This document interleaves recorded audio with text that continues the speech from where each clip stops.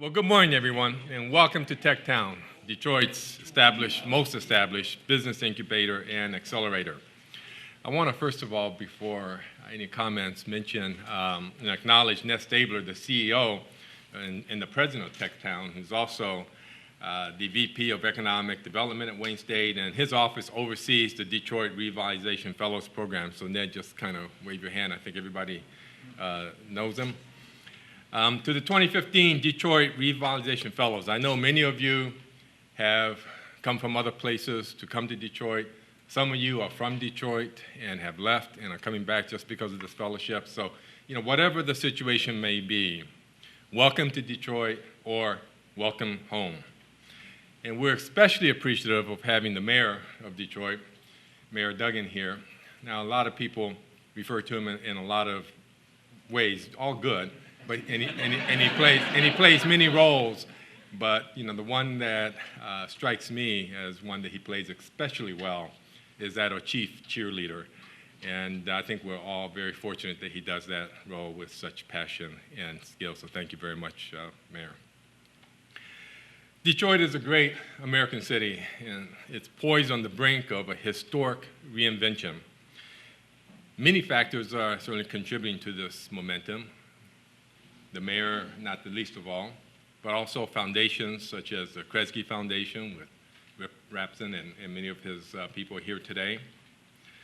Many community organizations, many of whom are represented in this room today.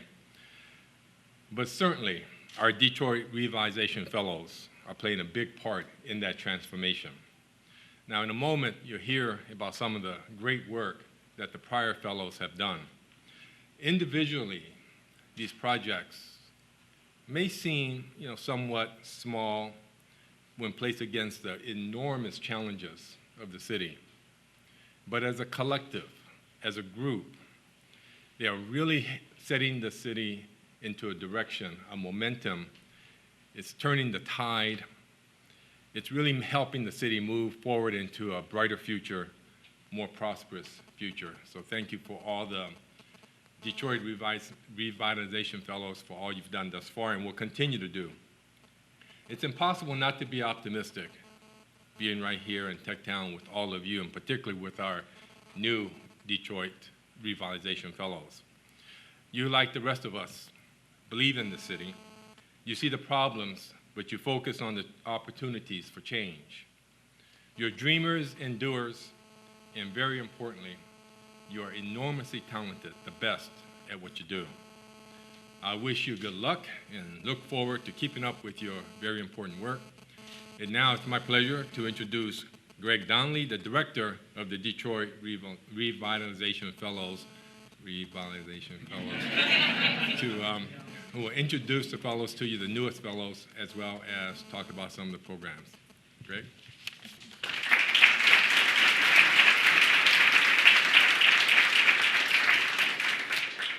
Good morning, everyone. It's a mouthful, Detroit Revitalization Fellows. So thank you, President Wilson.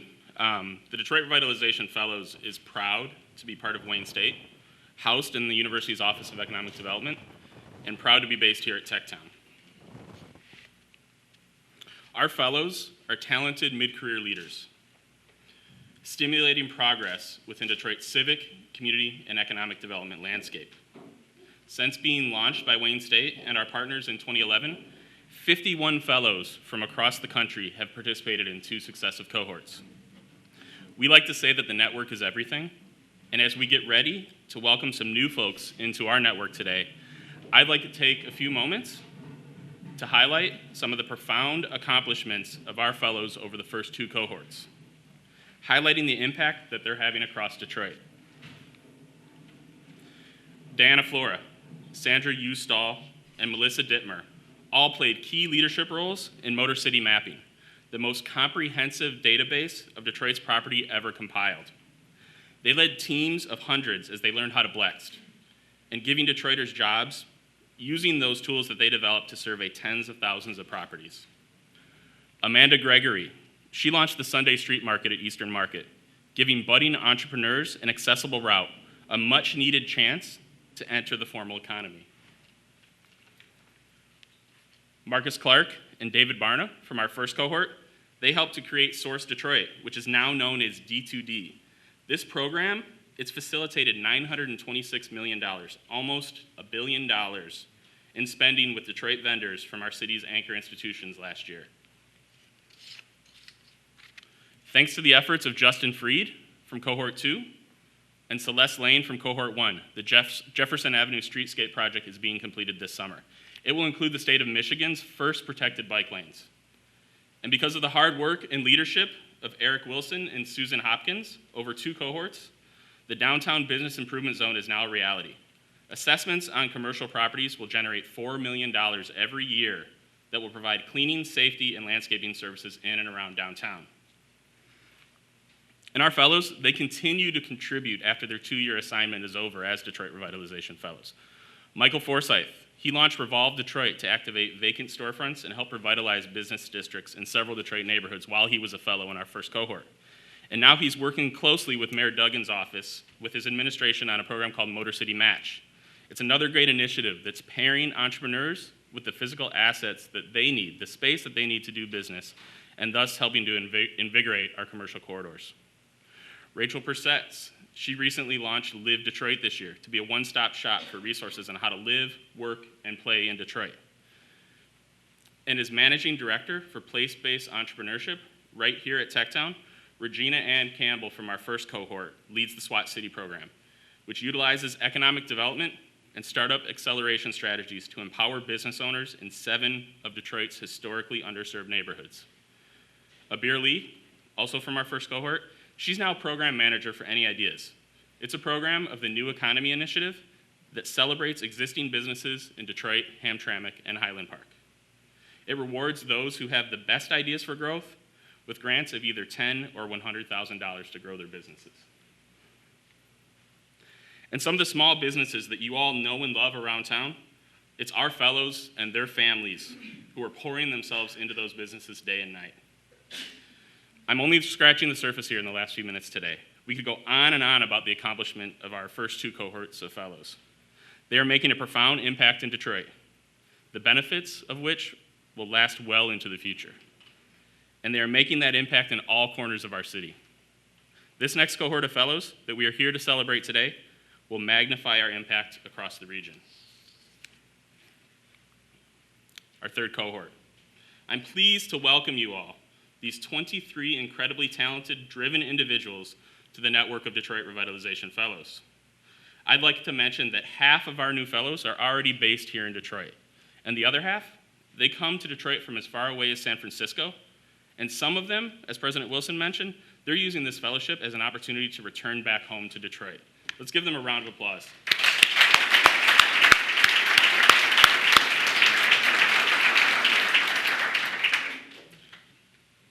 So our next cohort of fellows, they joined 2 previous cohorts of 51 fellows for a total of 74 fellows and counting over the last 4 years, all living, working, raising families, opening businesses, buying homes, volunteering, and making a deep impact right here in Detroit. We received more than 650 applications for the fellowship this year. That's the highest number we've ever seen. What these people who were chosen, these 23 that we're here to celebrate today, what they have in common is that they are all accomplished mid-career professionals. They're ready and willing to develop as leaders, and their commitment through an intense selection process over the last 8 months assures us that they will make a meaningful difference in Detroit. We are also proud to say that our fellows are diverse in many senses of the word, including their skill sets, their life and work experiences, their ages, and their backgrounds. It is both their similarities and their differences that will make them true assets to Detroit. These talented individuals, they could work anywhere in the country, but they are choosing to make a difference here in Detroit. I'm very pleased to introduce our 2015 through 2017 Detroit Revitalization Fellows. For the next 2 years, the work of these 23 people will touch all corners of the city and will continue to build on a network of leadership that bridges gaps across the region. Fellows, when I say your name over the next few minutes, if you could just please stand for a moment.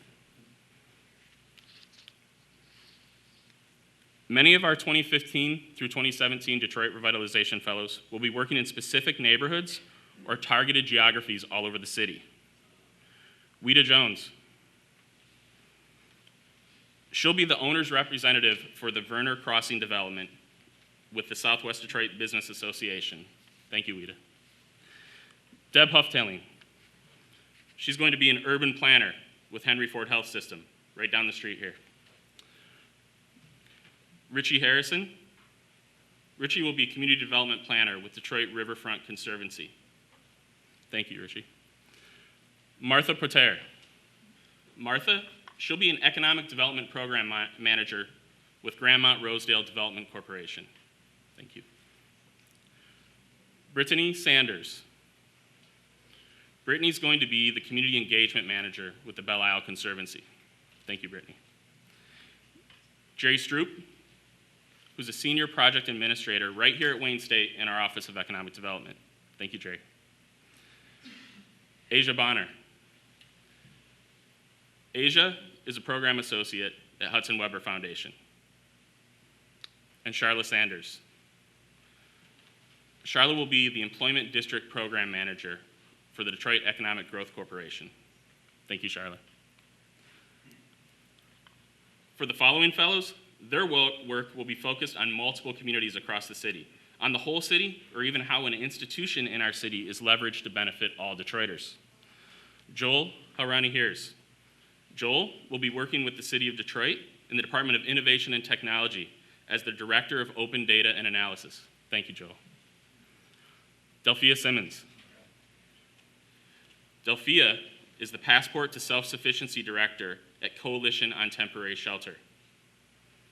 Mike Smith. Mike is the Director of Neighborhood Strategies for Invest Detroit. Thank you, Mike. Shari Williams. Shari is the Neighborhood and Operations Program Manager at Detroit Future City. Thank you, Shari. Susan Dundon. Susan Dundon will be working at EcoWorks as their Business Innovation Director for the Youth Energy Squad. Aaron Goodman.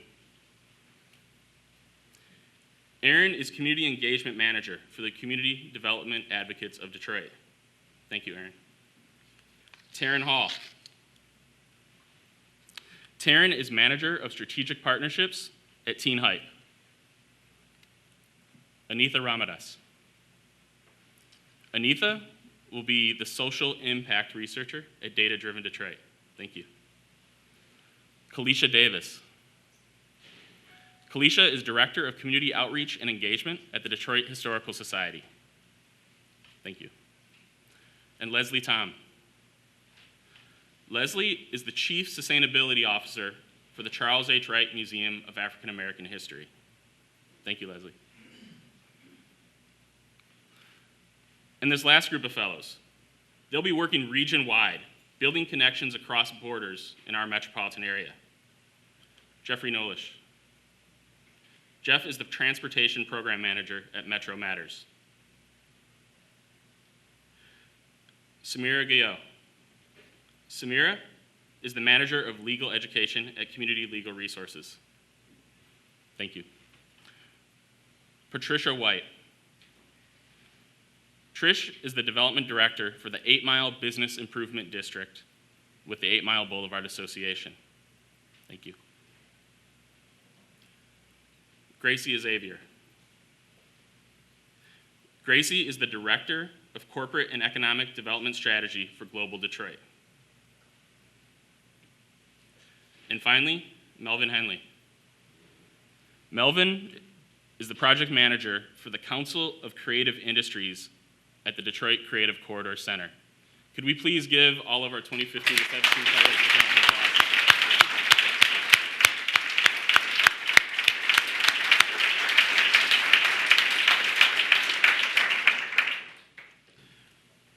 So our fellows and their employers, to whom you were just introduced, they form the core of our network for the next 2 years.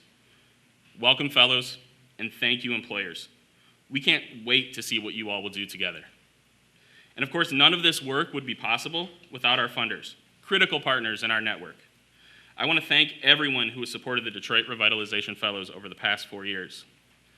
Our funders include the Ford Foundation, the Hudson Weber Foundation, the John S. and James L. Knight Foundation, the Skillman Foundation, the DTE Energy Foundation, the Max M. and Marjorie S. Fisher Foundation, PWC Charitable Foundation, and of course, Wayne State University.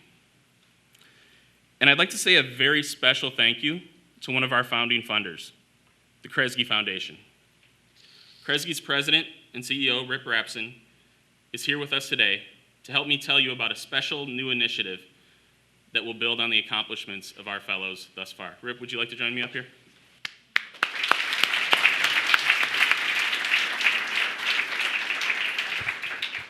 Thank you, Greg, and welcome. What a privilege it is to be in the room with this kind of energy and talent and commitment to our town. Thank you, guys, again. I think you're going to have a ball, and beyond that, I think you're going to make a huge difference, so we really appreciate it.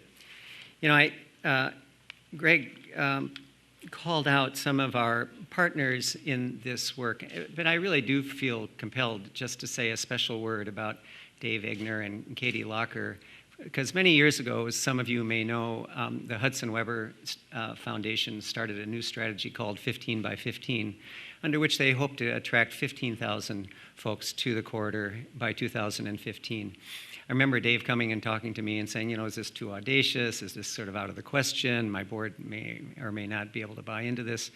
But over the next number of years, Dave and Katie put together sort of a mindset, not only within their foundation, but within our community, that we really could attract people, not just from the outside, but within our own community back into the kind of vital work that Greg's just described. So Katie and Dave, thank you both very much.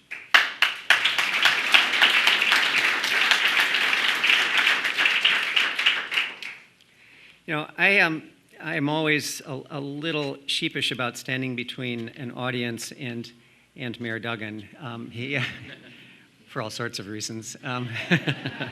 But mostly because he is such an extraordinary conceptualizer about the future of our community, and so I'm gonna be very brief. But I do want to just note that in addition to all of the work that Kresge has tried to advance in Detroit, from rail projects to arts and cultural activities to new and innovative uses of land, one of the things that we've come to believe increasingly is that it's really important to help build the capacity of our community.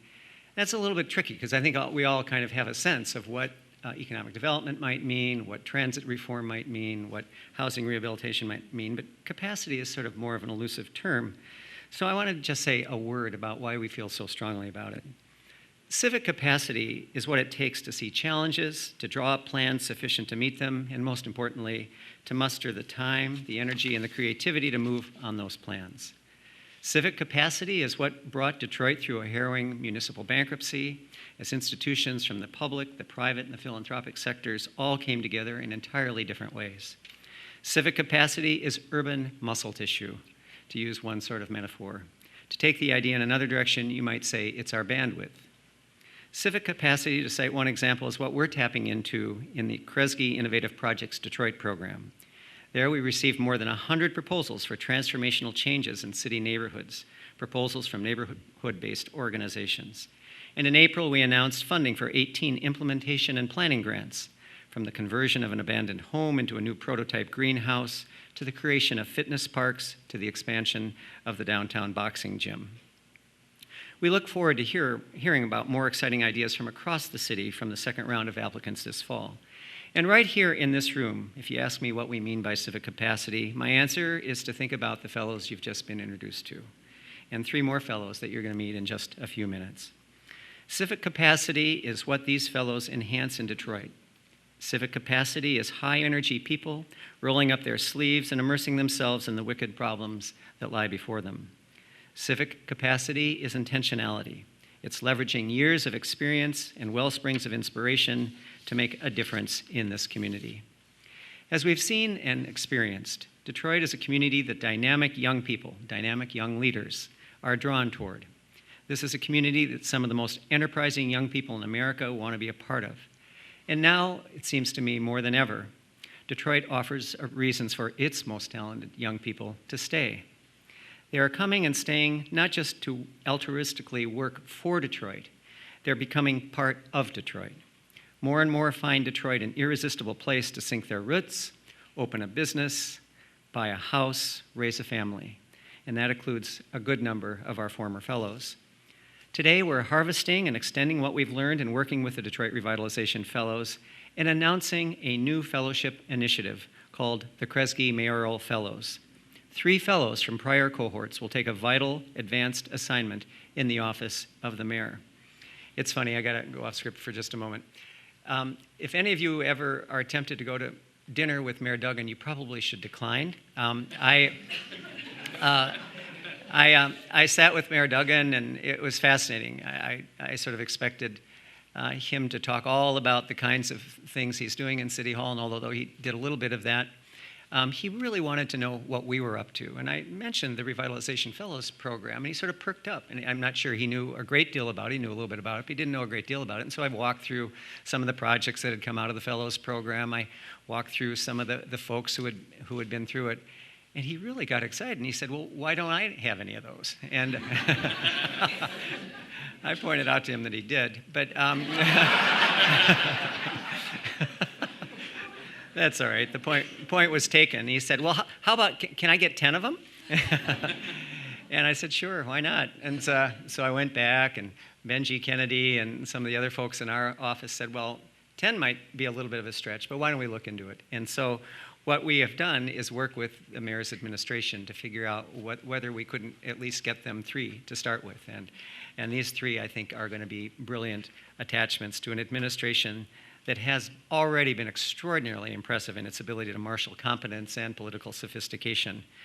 This is a municipal administration that's balancing local experts with long-standing public sector experience with others new to municipal government who bring complementary skills, insights, and experiences. This is a municipal administration where good ideas and determined execution are changing lives for Detroit citizens. So I'm really delighted that we can, in some small way, be part of helping Mayor Duggan's administration be even more effective. He is truly a transformational leader, and I think the entire community needs to do what it can to get behind him and help him accomplish what he seeks to accomplish. Thanks, Greg.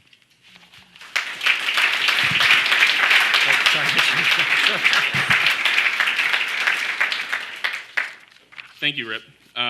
So I'm going to go off script a little bit here as well. So we couldn't have been more delighted earlier this year when we were already in the process of selecting our next cohort of fellows, all of whom you just met, to receive a call from both the mayor's office and the Kresge Foundation with this great idea to find a way to get more fellows involved in the mayor's office. So our solution to their request was, what if we actually gave you people who've already been through our leadership development, who've already spent 2 years making a difference in Detroit as fellows? And that's what we did. So we found 3 people from our first 2 cohorts that I'd like to introduce you all to today. If you could all actually stand together and kind of face the room. So first, Diana Flora from our second cohort that just finished about 2 weeks ago. She'll be the Director of Strategy Development for the Detroit Police Department. Drawing on her leadership experience with the team that implemented Motor City Mapping as a 2013 through 2015 Detroit Revitalization Fellow at Data Driven Detroit, Diana will lead the refinement and optimization of day-to-day operations within the Detroit Police Department. She'll develop metrics to evaluate the effectiveness of the police department's management practices and their processes while identifying opportunities to innovate service delivery for and with residents. She'll build strategies to better the relationships between communities and the police that serve them. Jeanette Kolsar from our first cohort. Jeanette is the Director of Resident Opportunity Initiatives with the Jobs and Economy team. Jeanette will lead efforts of the Mayor's Office to include, support, and develop our residents and small business owners in the midst of the city's evolving social and economic conditions. Her experience as a 2011 through 2013 fellow at Invest Detroit and subsequently with the Michigan Department of Treasury has prepared her for her new role, where she will develop and implement a strategy to increase the accessibility and usage of employment, human services, housing, education, youth and business development resources by Detroit residents and small business owners. And finally, Jarrell Harris. Jarrell is the Director of Restructuring and Transformation for the Mayor's Office.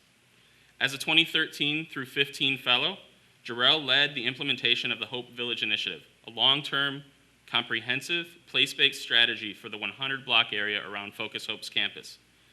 It incorporates workforce development training, early childhood and K-12 education, and asset-based community development. In the city's post-bankruptcy environment, there is urgency to achieve greater efficiencies that will improve city service delivery. Jarrell's charge will be to analyze performance data from various departments, research legal options, benchmark best practices, and develop and implement strategies to virtually change the way the city of Detroit functions.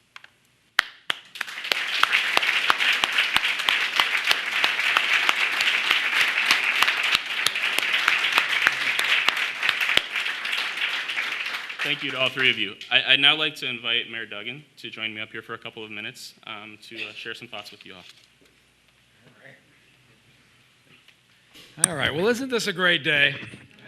I want to thank President Wilson for the great program he's running at Wayne State, and my friend Rip Rapson, who after the second glass of wine did say to me 10 fellows would be no problem. So not a lot of pressure on you, but we've gone for quality as opposed to quantity, but we're counting on the three of you to carry the load. But what Rip said is right. I'm such a believer in this, and it comes out of my own experience. I've been in government a good part of my life, and here's the thing that I know. Government tends to run badly.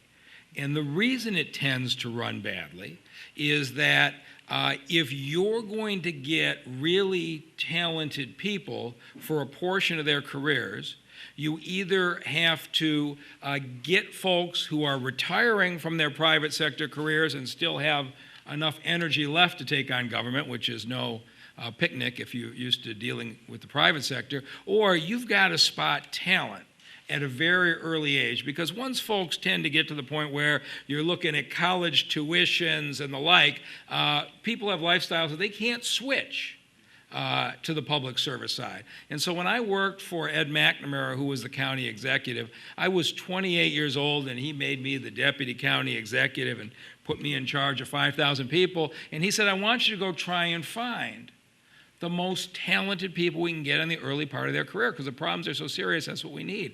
And we recruited several of them, including a young woman who I hired out of Harvard Law School and gave her first job by the name of Jennifer Granholm, who went on to do a lot of things. But we hired a number of people who are in key spots.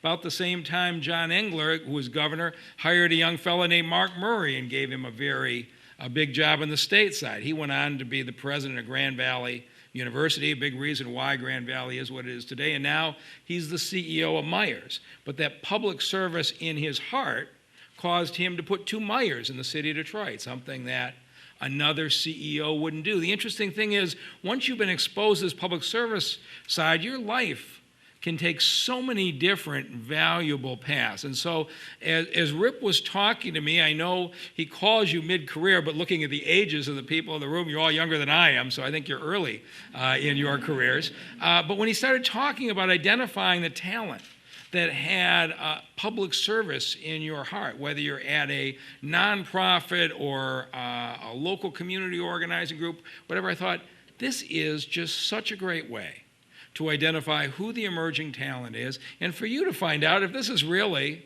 a career choice that you want to make. And if you look at what's happening now in our administration, we are bringing in lots of young people who are looking at things differently. And in the Detroit Police Department now, we've got computer geeks and databases identifying the gang network so that our officers can go at them in a far more efficient way than we have before. And I think you're going to see very good results through the end of the year. Things like firefighters complain they show up and the fire hydrant doesn't work. Well, our young folks came in and put in a whole new system now where firefighters, when they do inspections, can actually put the problems on a smartphone that goes directly to the water repair crew on an iPad, so there's real-time repairs. People have been operating in systems that make no sense for so long that sometimes it takes the next generation to come along and say, why are you doing it like that? And something that seems small, but the city of Detroit has got 80,000 parcels of land, which just blows your mind. And the city has historically clung to each individual parcel with such tenacity that you think they have gold buried beneath them. And so when I go on the campaign trail, I would have folks, I do all these house parties, and they say to me, that lot next door to me has been vacant for 10 years and the city owns it. What it took for you to buy the vacant lot next to your house, which has probably got tires dumped on it, and overgrown with weeds, you had to go through 3 departments and you needed a vote out of the Detroit City Council for one lot. I mean, it was a total exercise in tenacity. And I said, why can't we do something where if you own the house next door, you put in your credit card for $100 and we send you the deed? I said, oh my God, you can't do that. You cannot believe the force of the bureaucracy that said that's irresponsible. But we ground through it for several months. We got it done, and we do these fairs on Saturday. And this has all been generated by folks who came in with a fresh approach. And so we had, in one day about 2 weeks ago, 500 people bought a side lot in one big gym in one day, more than Detroit had sold in the previous 5 years before we started this program. And the highlight of my day was when an elderly gentleman came up to me, and I go to all these side lot fairs because I just love this. People can't believe government works, so they walk out with a deed. And so an elderly gentleman came up to me with his deed. And he said, can I get my picture taken with you? I said, sure. And I said, how long were you here? He said, it was almost 3 hours. I said, I am so sorry. The crowd was huge. I feel bad you waited that long. He says, well, that isn't long. He says, I've been trying to buy the lot next to me since 1980. He says, I got up this morning. He says, and when I went to come down here, my wife said to me, you're wasting your time. He says, so I want to go home and take her the deed and a picture with me with the bear to show her.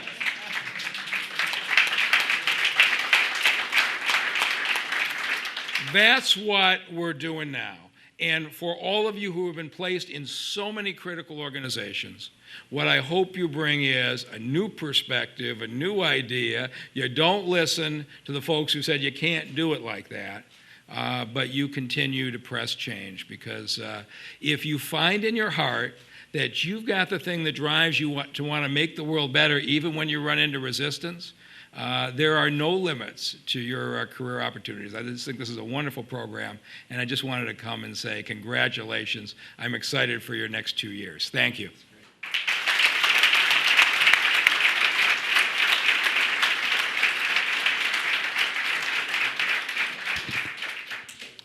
Thank you, Mayor Duggan, Rip, and President Wilson. We look forward to working with you, all of our partners in this room, and across the city to build a more connected and collaborative Detroit over the next 2 years with our 2015 to 17 Detroit Revitalization Fellows. They're adding up. There's 74 of them now. We look forward to continuing to build a more connected and collaborative Detroit with all of you. To everyone in the room, please stick around for some food and drink provided by a great local Detroit business, Mudgie's, right behind you. Take a few minutes to talk with our new fellows about what they'll be doing over the next 2 years. And also some of our first and second cohort fellows are here as well, and we'd love for you to get to know them a little bit too. Thank you all, and enjoy the rest of your day.